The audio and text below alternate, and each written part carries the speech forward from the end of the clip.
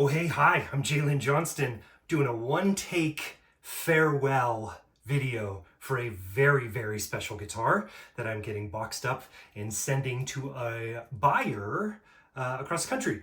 But I just had to show the internet this beauty before it leaves me. This is a 2019 Gibson Les Paul Dark Knight. They were only made for Guitar Center's 2019 Black Friday sale. And I heard rumors, unconfirmed, that it was one made per store. But they were sold online, so I don't know how true that may be. But regardless, very limited quantities sold out in the first week in 2019, end of 2019, when they were released. And since then, boy howdy, they have been really, really hard to find. They retailed for $2,999.99. This is not a cheap guitar, right? I'm gonna grab my silly little necklace with the MagSafe adapter, do a final walkthrough, kind of serve as a bit of a final inspection for this buyer as well. And then we're gonna box this up together. Cool. I'm gonna set her down on a bed, put my silly necklace on. This is the magic behind the scenes you don't get to see usually. And then I'll take you with me. So check this out. Got my packing supplies there. Gonna switch to wide angle. This is a flame maple top. Maple top is usual for a Les Paul. Satin finish. One of the things that is a little uncommon is it's also a flame maple neck.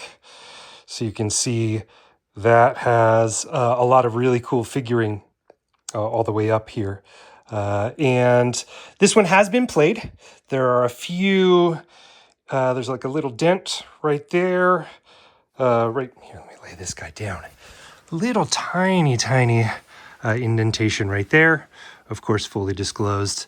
There is a little abrasion on the corner here.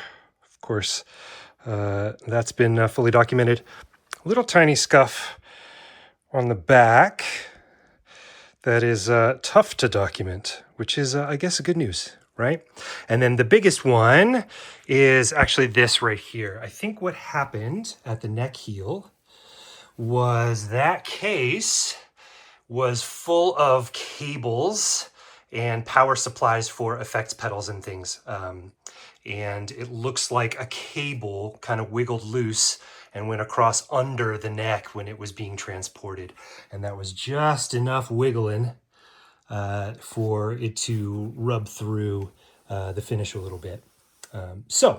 Obviously a beautiful, beautiful guitar in fantastic condition, but not perfect, not a museum grade, and was not advertised as such. However, these are so rare, and with a $3,000 initial price tag, boy, a perfect one fetches far, far more than that these days. So anyway, when this popped up, I jumped all over it. And of course, when I got it cleaned up, set up, and relisted, a lot of people jumped all over it as well. It was one of my most popular reverb listings to date. So anyway, I'm going to get it all boxed up. I'm going to pull this case over. Holy crud, this case, take a little tour of the case. It's brushed aluminum. It's been used, it's been doing its job, so it's a good thing. But just the case with this substantial metal, aluminum, and the wooden handle here, just the case is 19 pounds. It is the heaviest thing I have seen. So, a few things to keep in mind when we pack up guitars to keep them very safe in shipment. Let's go through it here. First thing we got to do is we've got to detune the strings, because what we don't want is tension on the neck. So So get these nice and floppy. With added tension on the neck, one of the risks is that any bonk, any bump gets magnified by the tension that the strings are putting on the neck. So basically, we want this thing to be as stable neutral as possible. It's currently set up pretty dang perfectly with 10 to 46 Diodario XLs. Did a nice fret polish on there. But even for the rest of the features of this guitar, man, it is real special. It is wired a lot like a Les Paul Modern. So we've got our two pickups. We've got the pickup selector here. No poker chip. That is on purpose so that we can show off more of this beautiful flame maple. Three-way switch, just like normal. However, the pots are push-pull coil splitting pots. So single coil, dual coil, single coil, dual coil for those two. Then this is a phase inversion tone pot, which is pretty cool. And then the fourth is a push-pull that what they call it is a direct to bridge circuit, which bypasses all the rest of the circuit board circuitry and just gives you the pure bridge signal. So lots of versatility, much like a Les Paul Modern would have. But of course, we've got the beautiful satin finish, a little bit different in terms of the visual specs. Fretboard is ebony. The inlays are kind of this gorgeous dark gray pearloid. And even the Gibson inlay on the headstock is a very dark version of it. So really, really special colorway. And, you know, I think the Dark Knight is a pretty dang good term for it. So we've got our detuned, no tension on the neck. Next thing we got to do is protect the frets from the hard steel of the strings. So I'm gonna slide a little bit of paper under, and we gotta just give a little bit of a layer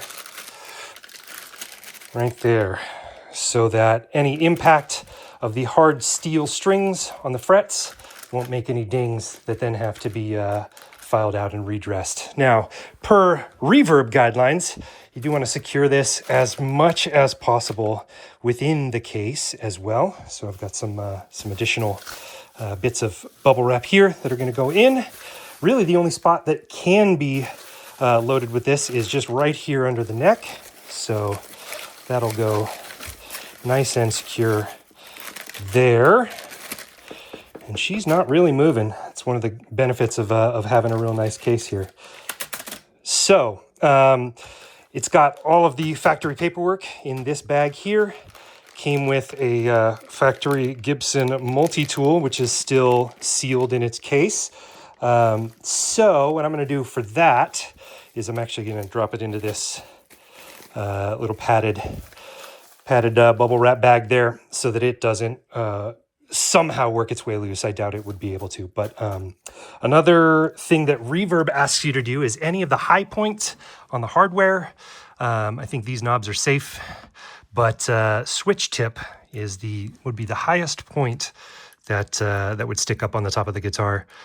So they do recommend you take the switch tip itself off. So I'm just going to drop that into that same padded bag.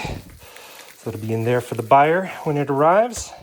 And that goes there. We are all set. I may actually do a little wrap around the headstock with some of this bubble wrap as well, just to get it from moving any that way.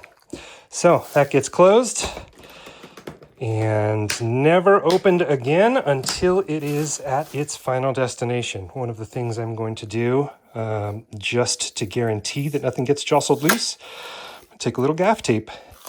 I'm going to put that over the latches itself. One of the characteristics of gaff tape, it is designed to come off super clean. So even though we're not looking at the most pristine exterior on this case, good to know that the tape will come off nice and clean once it arrives at its destination. So that is hermetically sealed. And now, once I get this guy all taped up,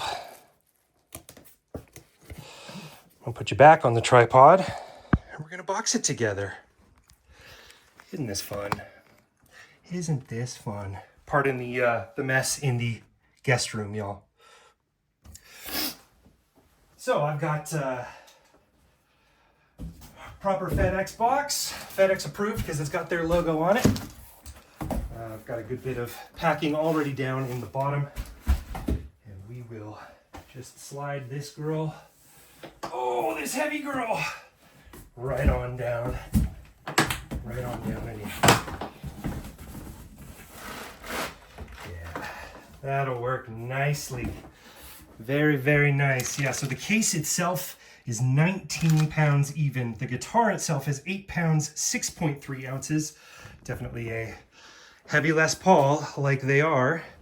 And that box should do perfectly. Got the little padding in the bottom, fill the padding around the side, and then get her all shipped out. A little bit of a one-take wonder, just kind of as a proper document of the entire process here. And of course, part of my mess off to the side is a whole bunch of packing paper that we get to put down on the side here.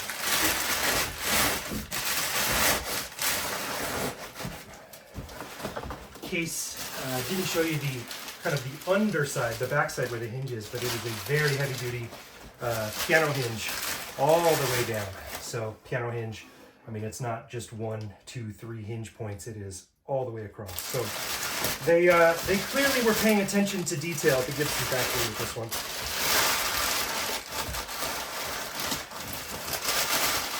We are in good shape. Looks like I peeled the tape off of one of the latches just by pushing the packing paper through. So let me redo that real quick once I get this all sorted and tucked in.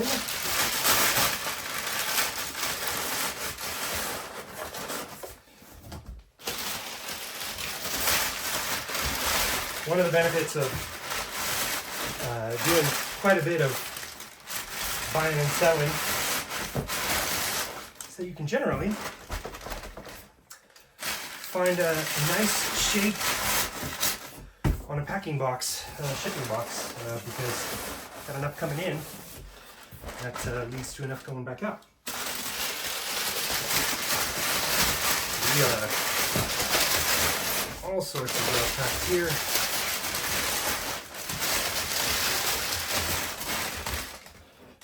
All the way around the sides. And across on the top here as well.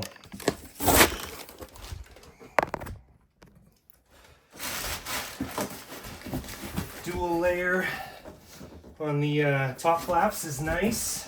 These boxes are made specifically by FedEx to do exactly this, to ship guitars with. But it is, you can just hear the handle wobbling over just a little bit. But that is wrapped up tight like Fort Knox. Got some of my stickers already on the side, but always want to be able to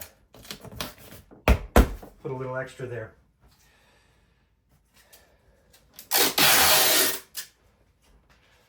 And we are in real good shape.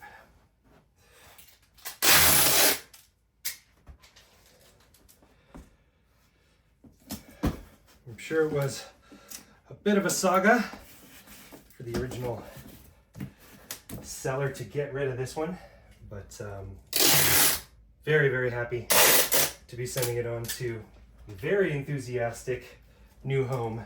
I was talking to the buyer and they were saying they are Finally rewarded after years and years of searching for this exact guitar.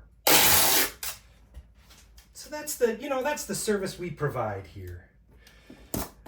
Matching the beautiful heirloom instruments with their new forever homes.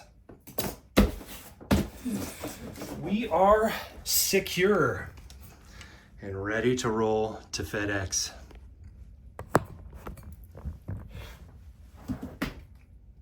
Okay, bye.